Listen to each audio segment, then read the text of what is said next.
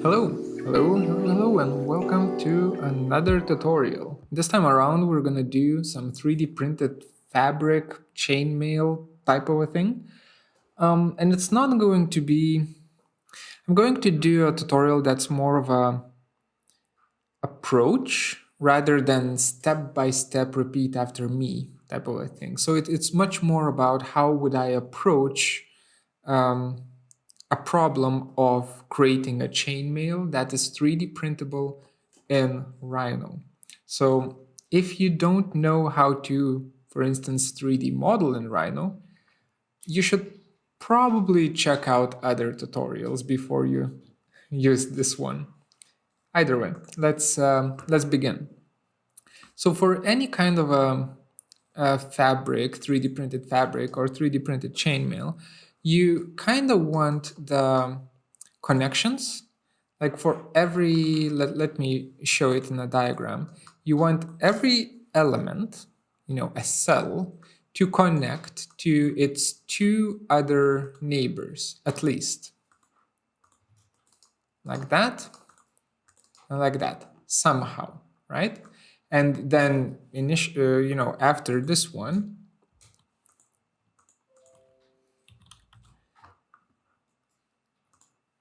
this one connects to its two neighbors and so on. And you can see that you very, very quickly start creating like a network of cells that is still quite flexible. What am I doing? I need this, this, and this, right? So you're basically describing connectivity in doing so, right? So for that, we need two loops, two connections that will help us with that. And also, while doing it, we need to think about the scale of 3D printing. So I'm just going to start with something that is quite simple. Let's do a rectangle. Let's start at 0, and let's just say that it's like 2 centimeters wide and 5 millimeters, not long. Let's say 2 centimeters long and 5 millimeters wide, something like that.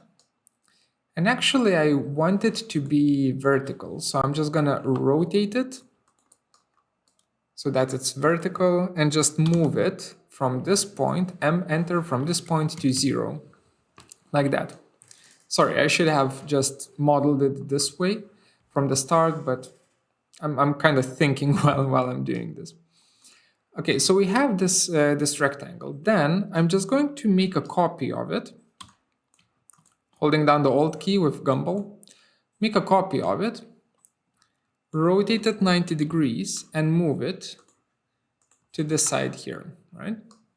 So essentially what this is, these are loops that I can use to see if the object can fit, right? Or if the objects actually interlock. Yeah, the word is interlock. If the objects interlock or elements. And I'm just going to create some sort of a quick base plate for surface for a surface finish of my 3D printed fabric. Okay, something like this. Initial and the size of the surface finish doesn't really matter. Well, he says, but then shrinks it down because it seems to be a little bit too big. Either way. Now this is like the key part. In Grasshopper, I will reference in my curves. Right click, set multiple. Because I will be using Grasshopper for this for a little bit. And I will reference in my B-rep, my plate, my base plate. And for the curves, I want to give them a little bit of a thickness. So I want to have this not as curves, but as a surface with a hole inside. So I'm just gonna offset the curves. Offset curve, there we go. And it offsets outwards for some reason. Oh, in both cases it offsets outwards, so I'm just going to say negative. And distance should be like 1.2 millimeters, at least. Something like that. So now I have my, let's graft the curves so that we're working with them independently. Let's merge our starting curves and their offset versions, like that. Make sure that everything is kind of simplified so that the data tree branches match up, the addresses match up. And now we can just use boundary surfaces. There we go. So now it doesn't matter what I do and how I place them, the curves will offset inwards by 1.5 millimeters. 1.2, I should say, millimeters. That's good. Now let's just join everything up into one big happy family. I'll just say merge, like that. And let's just flatten everything and just group everything. Let's just make a group, a mess of geometry. There we go. Okay, so we have our initial kind of setup. Then I want to take this and be able to kind of array it in two directions, right? So for that, I will create 2 points. One point is going to be located probably somewhere here, and another point is going to be located somewhere here. And notice that I don't have a third point. I don't have like the basis point for this element because my basis point is going to be 0, 0, 0, right? So I'm starting basically by these 2 points, I'm creating 2 directionalities. One is this element is going to be copied from 0, 0, 0 to this point, then further on, further on, further on, thus making it into a line. And then every element in that array of elements is going to be copied by this direction, right? To here, here, here. So we're going to end up with a grid. Much easier to show than to say. So let's reference in these points. It's going to be 2 of them. Set 1 point like that. Actually, no, we don't really need to reference points. We can just say vectors, because these are going to be movement vectors. So I'm just going to create 2 empty vectors, and I'm going to say set 1 vector, and there we go, to here. And set 1 vector to this point right here. Easy. I wonder if these will move though. I'm sorry. I should have stuck to the script, so to say. Never mind. Let's do it the proper way. Point. These 2 points. Set 1 point. There we go. Set 1 point, there we go, 2 points. All right, so now to create like a linear array, we're gonna use linear array node that is here. And it's gonna ask us to give it the base geometry, the geometry that we're gonna move. That's our group. It's gonna ask us to give it a direction. So we're just going to use any one of these points for the direction.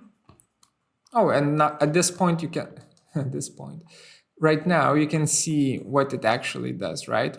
Bam, to here, to here, to here, to here. It just keeps copying, right? So, oops. So with this point now I can kind of drive where it's actually being copied. And you can see that here I can solve intersections, right? So that's actually what I'm going to do now. I'm just going to figure out how do I need to move these so that maybe this can be thinner like that. So how high does this need to move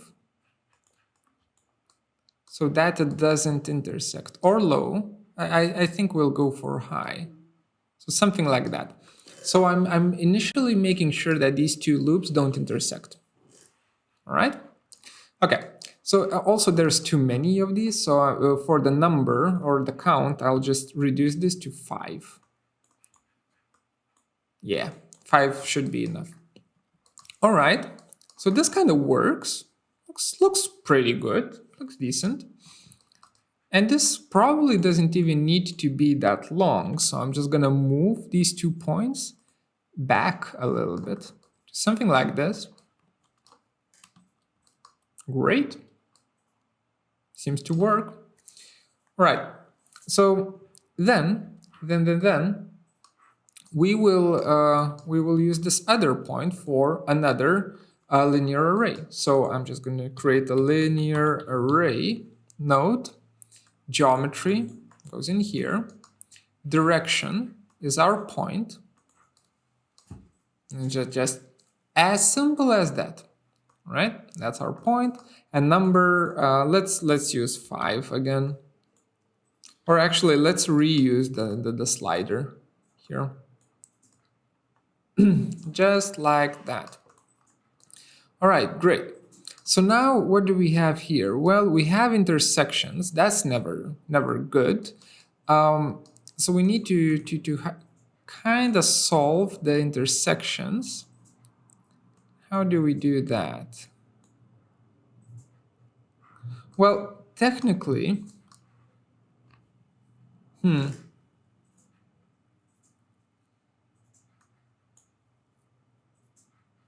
technically we could do something like this and then just make the plate, the bottom plate, a little bit thinner. Just like that. And now it's not intersecting anymore. And also, we need to make sure that the loops don't intersect. And it's really hard to see with a transparent preview. So I'm just going to use custom preview right here. And I'm just going to check if the loops intersect or not. So these ones don't.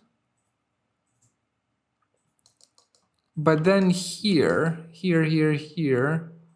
it starts becoming a little bit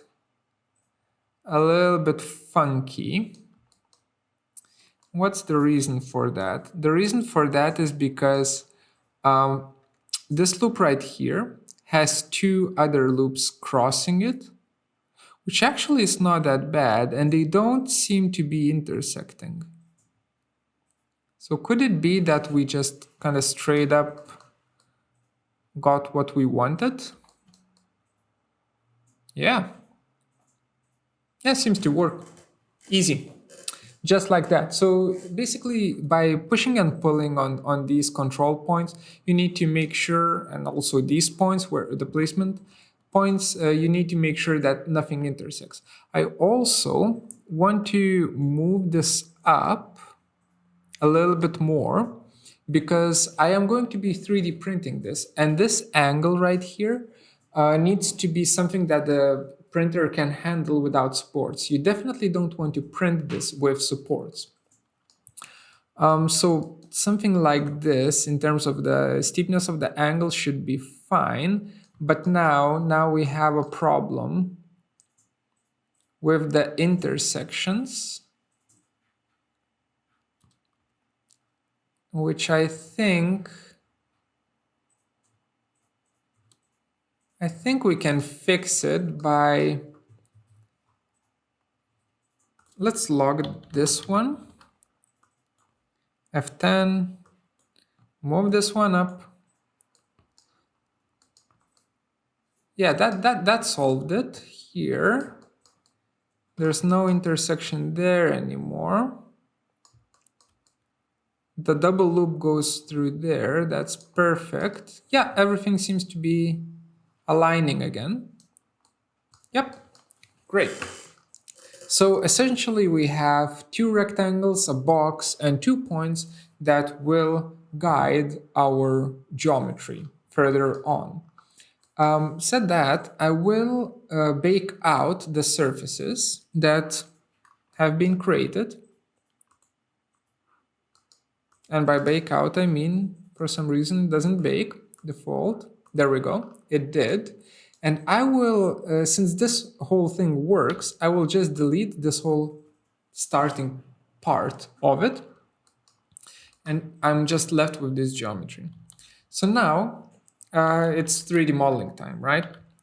And since this is not a 3D modeling tutorial, I will not be showing you every single thing, how I model this, but just to kind of explain it as quickly as possible or as simply as possible, I will be recreating everything in sub-D geometry as single closed sub-D surface, just because in doing so, I have quite a bit of control in pushing and pulling the geometry to fit my needs. So let me do offset surface inwards 1.2, something like that. Looks absolutely disgusting. Let's offset it both sides. Solid yes. What? Offset surface.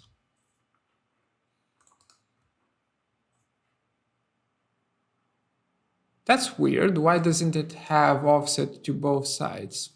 Doesn't matter, I guess. Or does it?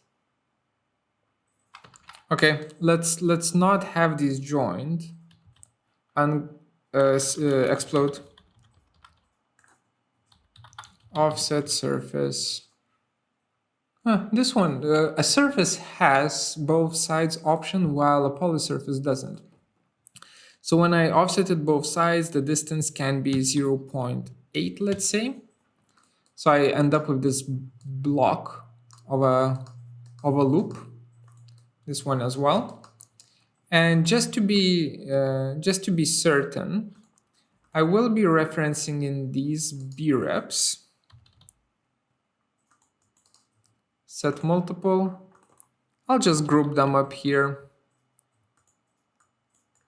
And we'll double check if they are intersecting or not. And lo and behold, they indeed are. So I do need to make small, kind of minor adjustments here to stop the intersections from happening. Here they're intersecting as well. Whoop. Move them out. There's an intersection there. There's always gonna be, things to worry about, things to fix. But all in all, yeah, seems to be good. All right. So this is our geometry, right? Our starting geometry, and then I would just straight up do a 3D face, right? And we just casually start creating some sort of a quick quick sub-D topology on top of this. But I won't bore you with that. I will skip ahead. If you want a sub-D tutorial, there's plenty on my YouTube channel. All right, so let me just pause this for a second. Hello. All right, so we have this printed out, right? Like this is test number 1. And the problem with it, like it worked, right? Printed out in 3 hours and so on. It all works nicely. But as you can probably tell, it's very flimsy. And I don't mean like it's not strong. It's strong. I mean, I can throw it around and so on and play with it, and it's not gonna break. But it's it clumps, like it ties itself into a knot, and that is a problem. So for instance here, if I tried to untie it into a flat, come on, into a flat sheet, it won't. Well, eventually I would be able to, but right now it won't because it's folded over and like all of the connections are kind of intersecting and it's all weird. So it's a little bit messy. So this is of course version 1, and what I've learned from this is that these loops can't be too open. They need to be closed and closed. So I went back to Rhino and I remodeled this element and I closed off the loops here and here. Right? So instead of one edge loop, not edge loop, what am I saying? Instead of one loop, there's a partition which doesn't let the elements as they intersect slide too much, right? And that seems to have solved the issue. Want to see the final print? This is the assembly on the print surface, right? You can see their intersection. Wait, let's go for Arctic view. That's the way they intersect. So you can see it's much, much tighter now. And I guess, without any further ado, pom, pom, pom. How cool is that? This is the fabric, the printed fabric. It's still pretty loose, ain't gonna lie, still pretty loose, but now it doesn't fold over, right? Or it folds over, it doesn't clump, right? It doesn't get messy. So the backside of it printed out really nice.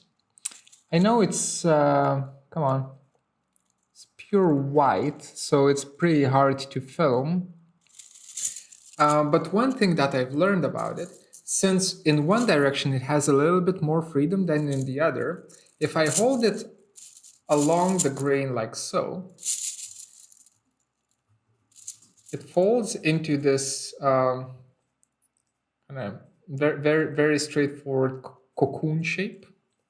But if I hold it in another direction, and I guess I can hold it by here, it keeps its form much, much better, right? So it keeps its flatness much, much better. So this is one direction, and this is another. Folds in, folds out. So I have a fancy hat now. And if you want this particular file, you know, to learn and to see what I did and then how it's modeled, then you can get it if you're a Patreon supporter. So consider supporting the channel, and yeah, then you'll get all of the files that I did in all of the tutorials for free, kinda. Okay, hope you enjoyed this one. Short one. I'll see you in the next one. Bye.